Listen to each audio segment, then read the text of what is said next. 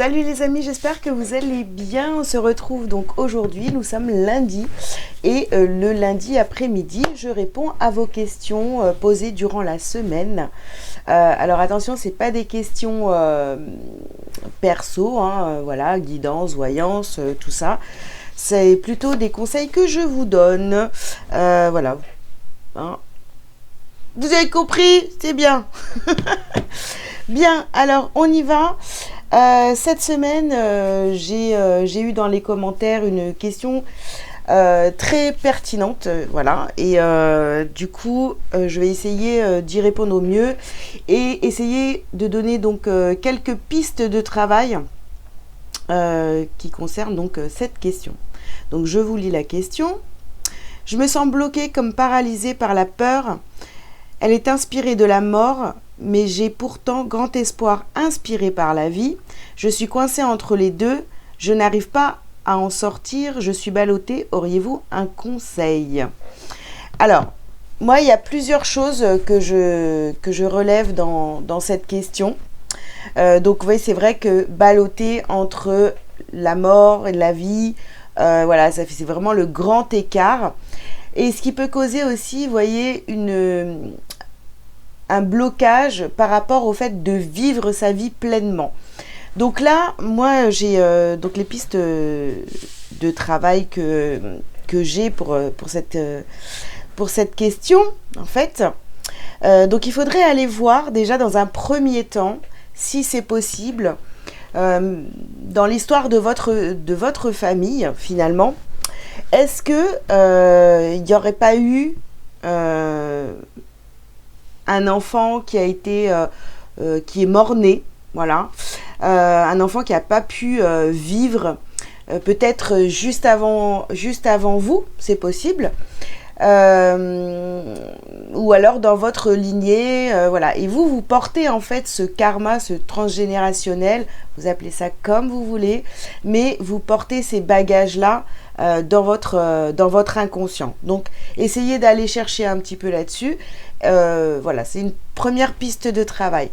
Après, deuxième piste de travail, toujours dans le même, un peu dans le même registre, essayez de savoir si finalement, pendant la grossesse, quand vous étiez encore dans le ventre de votre maman, est-ce que tout s'est bien passé? Est-ce que la grossesse s'est bien passée? Est-ce qu'il y a eu des difficultés? Est-ce que l'accouchement s'est bien passé? Parce que peut-être que cette peur de la mort vient de là aussi, d'accord?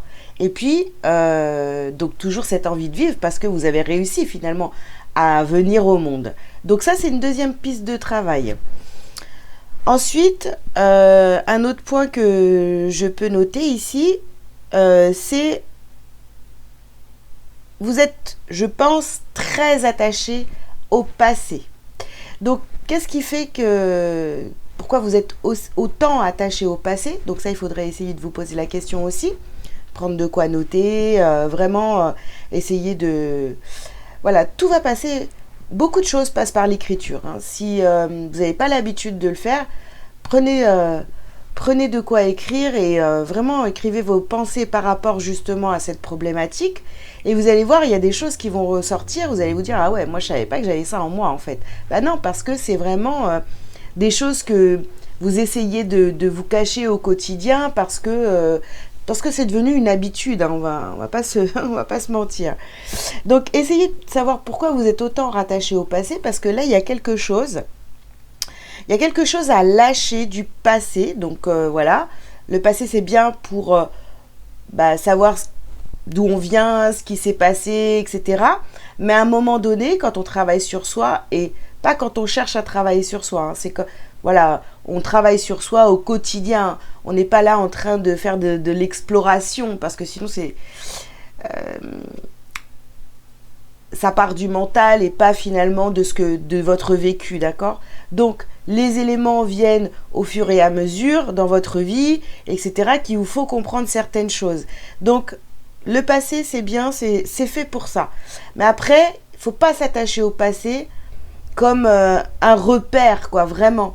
Faut lâcher le passé, parce que vous êtes en constante renaissance finalement, voyez, vous allez de plus en plus vers la vie en lâchant le passé. Donc là, peut-être qu'il y a une mort symbolique à acter par rapport à votre passé, par rapport à tout ce que vous avez vécu.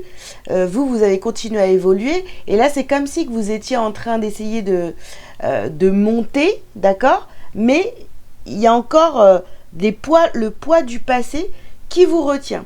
Donc il va falloir apprendre à lâcher ce passé au fur et à mesure pour pouvoir continuer à monter. Voilà les petits conseils que j'avais à vous donner par rapport à cette question. Donc c'est tout à fait normal parce que voilà, c'est difficile de faire le deuil d'une histoire, là vraiment on peut le mettre à toutes les sauces. Une histoire familiale, une histoire sentimentale, une histoire même très banale. Mais à un moment donné, il faut savoir s'en détacher pour pouvoir continuer à évoluer et surtout à vivre et ne pas reproduire en fait les schémas qui sont de votre passé, qui sont reliés aussi à des peurs, etc. Je vais vous donner un petit exemple concret de ma vie du coup. Il n'y a pas très longtemps, alors moi je suis très très attachée à ma fille. En fait il y a plein de peurs autour de ça, mais parce que moi j'ai peut-être eu aussi des insécurités quand j'étais enfant, vous voyez, et peut-être dans mon passé, enfin voilà, mais en fait je suis très protectrice avec ma fille, et en fait ce qui fait que j'ai du mal à lâcher. Voilà, j'ai du mal à lâcher quand elle doit partir, même avec son père. Il y a plein de questions qui se posent, qui remontent à la surface, de peur aussi, qui arrivent, et je me dis ah mais s'il lui arrive quelque chose, je suis pas là. Vous voyez, donc quelque part j'ai peur de perdre ma fille. Et en fait c'est bidon parce que je sais bien que c'est des peurs qui ont pas de sens aujourd'hui, et que en vérité chacun doit prendre ses responsabilités. Je peux pas être constamment avec elle, donc voilà, je décide de lâcher. Et donc il y a pas très longtemps, ma fille part avec son père. Je les regarde partir et là je suis tombée dans une angoisse parce que j'ai vu une image, mais je vous assure que c'est rien du tout, mais j'ai vu une image. En fait j'ai vu ma fille partir donc sur le trottoir avec son père à côté, mais il lui tenait pas la main. Et là pour moi ça a été l'angoisse a commencé à monter, et je me suis dit waouh, attends, il lui tient pas la main sur le trottoir, vous savez, parce que moi je suis très attachée, très protectrice. Alors quand je sors, moi je tiens la main de ma fille comme jamais, quoi, vous voyez, limite la main est bleue. J'exagère un peu, mais pas trop non plus. Et donc voilà, je les vois partir, et ça m'a mis en panique, parce que je me suis dit, en plus il y a la rue à traverser, une grande rue, etc., où il y a beaucoup de passages, beaucoup de voitures, les gens roulent comme des fous, etc. Vous voyez, là le film commence à se faire dans ma tête. Mais c'est parce que ça aussi, je dois arrêter de me prendre la tête pour des détails. Et le plus vicieux de l'histoire, c'est que pendant que j'étais en train de me torturer l'esprit à me dire est-ce que ça va bien se passer, est-ce qu'après il lui a tenu la main ou pas, mais comment, voilà, j'étais en train de m'inquiéter pour rien, vous voyez. Je me mets à la fenêtre, et qu'est-ce que je vois ?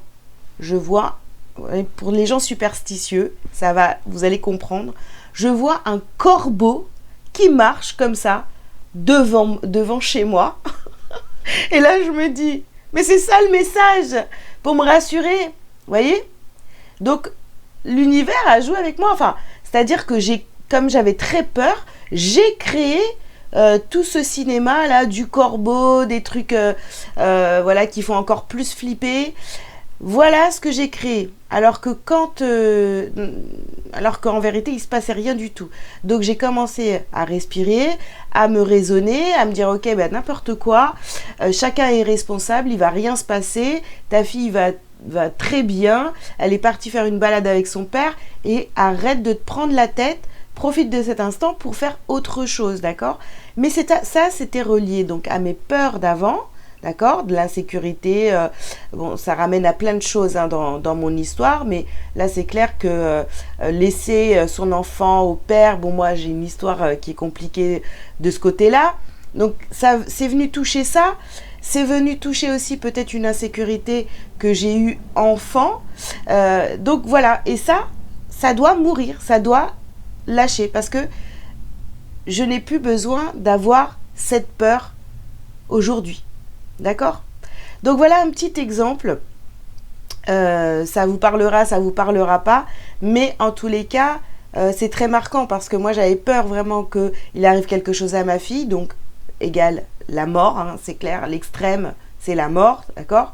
En vérité, il fallait que je pense à... Non, en fait, elle est partie faire un tour avec son père, bah, c'est la joie, ça lui fait du bien, etc. Et moi, ça me permet aussi d'avoir un temps pour moi, de faire ce que j'ai envie de faire, vous voyez? Donc, encore la vie. Alors que avant, ça aurait pu être très compliqué et ça me ramenait toujours à des peurs, parce que c'est ce que j'ai vécu. Voilà les amis, j'espère que c'est assez clair pour vous. Si vous avez des questions, n'hésitez pas à me les poser sous cette vidéo ou pendant les guidances de la semaine, s'il y a des choses... si vous questionnez sur des choses que je suis en train d'expliquer, de dire pendant mes tirages ou quoi, si ça vous touche et qu'il y a des choses que vous ne comprenez pas, n'hésitez pas à me poser les questions. Voilà, je vous embrasse très fort et je vous souhaite une très bonne semaine. Ciao, ciao!